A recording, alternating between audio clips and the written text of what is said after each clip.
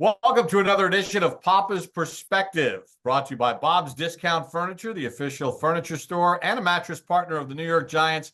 The 100th season celebration continues, and we're bringing on various broadcasters, and we said, Super Bowl 42, Troy Aikman was behind the mic for Fox. Why not bring him on board to talk about it? Troy, thank you so much for a couple minutes, first and foremost. You're welcome. Yeah, glad to be on, Bob. Thank you.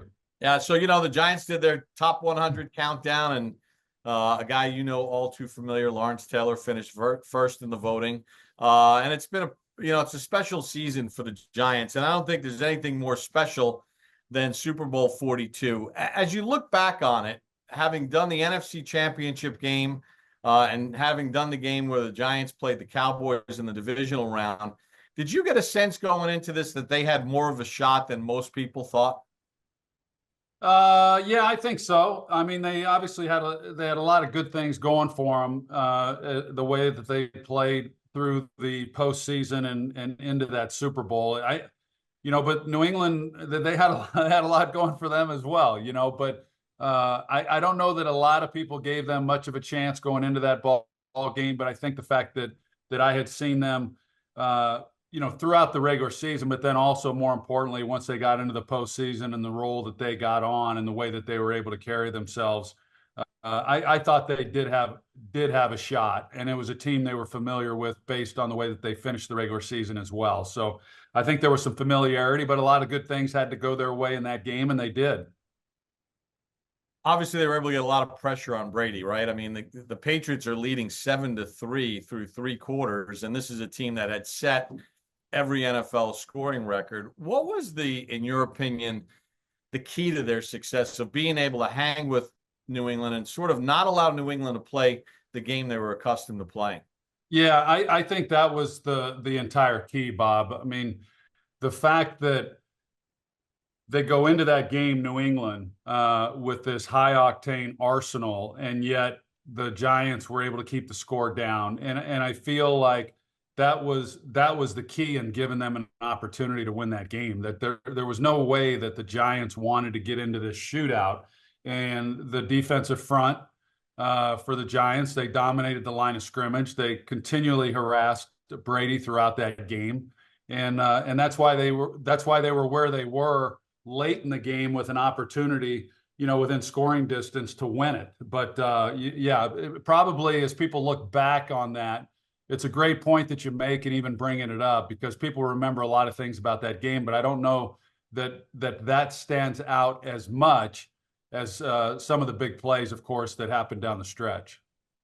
Think about it, even late in the first half, Brady hits a couple of passes. They're driving. I think they're at plus 42 or whatever it was. And then, Brady gets sacked and he fumbles the football away.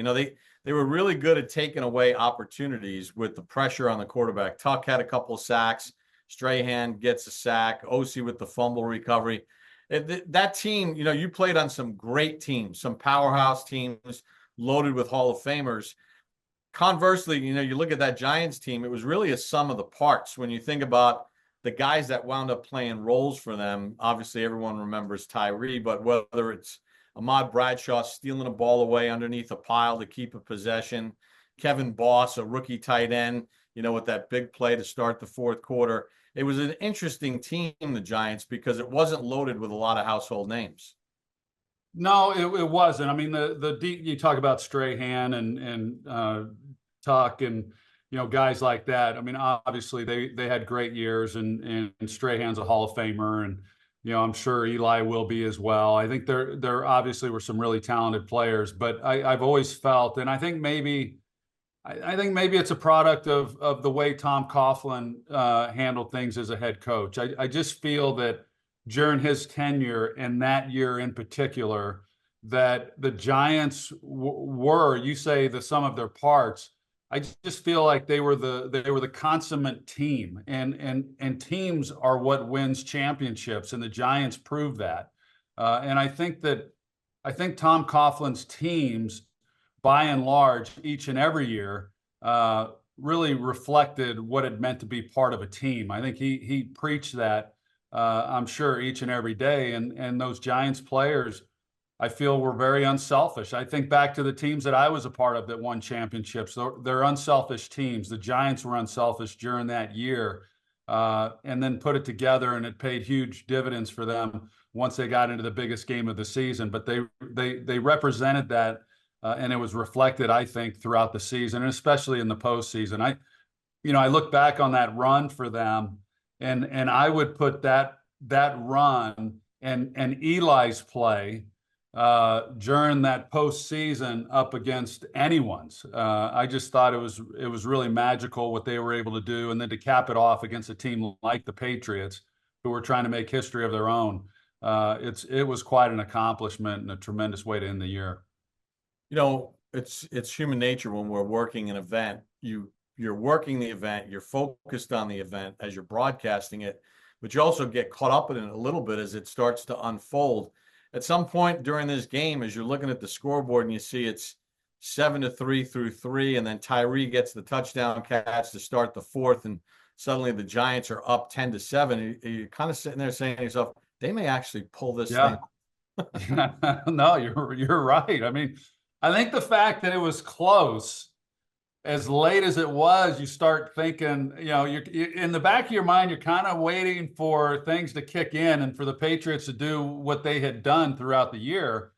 And like you said, the Giants were opportunistic. They just didn't allow it to happen. And then as the game continued to roll on, and you start, Joe and I, we go to commercial break, and we're thinking, man, they just might do this. I mean, as crazy as that sounds, it looks like they might be able to pull this off, and then they were able to. So that was, we've called a few Super Bowls, and that one is the one that certainly stands out for me amongst all the ones that I've called.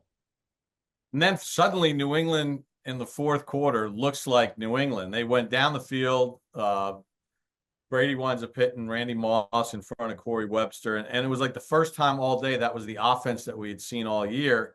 And they got the lead with, 2:30 to go in the game. And you're like, all right, now it's your turn, Eli. And, there's still questions about him. And, Jacobs makes that. Everyone forgets that Jacobs barely made the fourth down conversion to that drive. And then the Tyree play. I mean, as it's happening in real time, it's crazy. But now you're in replay. I'm sure you're on talkback with the director. Like, give me an angle of the pit. Like, it was the most insane play ever.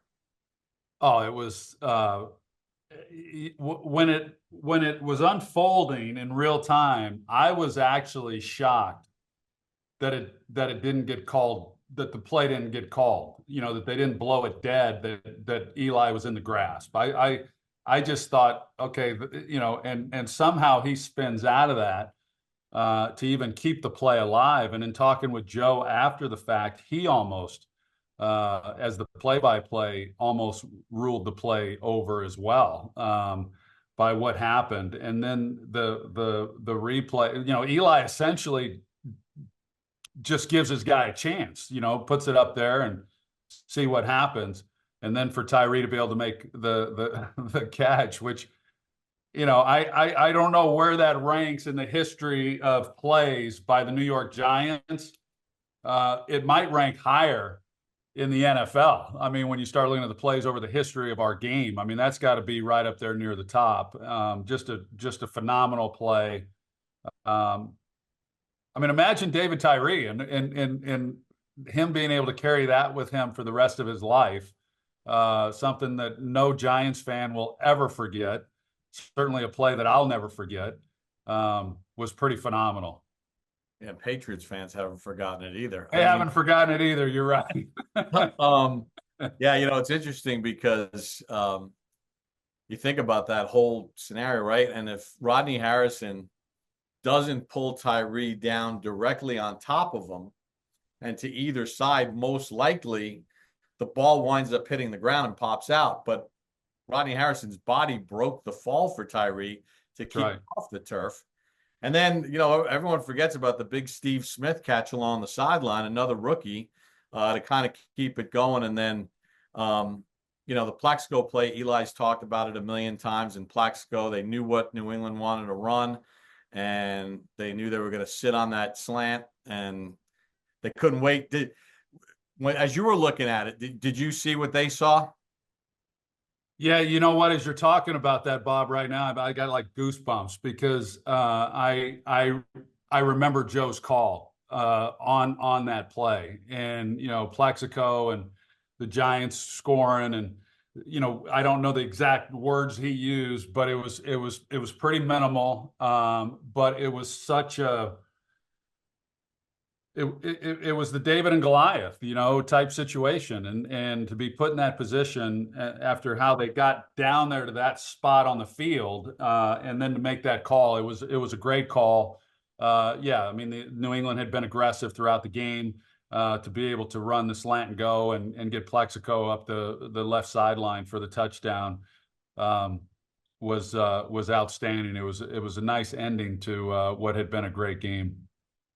But Brady still had a couple bullets left in the holster, and Yep. Carl Banks will always say his respect at that point in time for Brady grew appreciably. The beating that he took, and then for him to deliver some of the throws that he delivered under fire at the end, and doing one of these podcasts with Corey Webster, I can't believe he actually admitted this.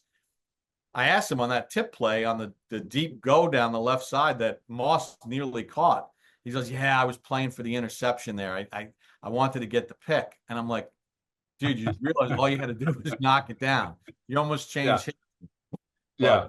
But Brady till the end proved his brilliance there. Well, I do think, yeah. I mean, in defeat, I do feel that way, and I think that there's a reason why Tom had the career that he had, and he was able to accomplish what he did. So for him to battle the way that, because you're right, he took a beating in that game.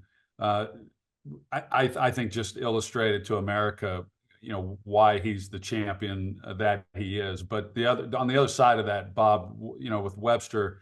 Um, you never know. I mean, hey, we've all seen enough games, and the guy who intercepts the ball and the game's over, and they keep running, and then the coach is saying, "Get down, get down." I mean, there's always those elements that you just never know exactly what players may or may not do, and so yeah, he was fortunate that didn't get caught.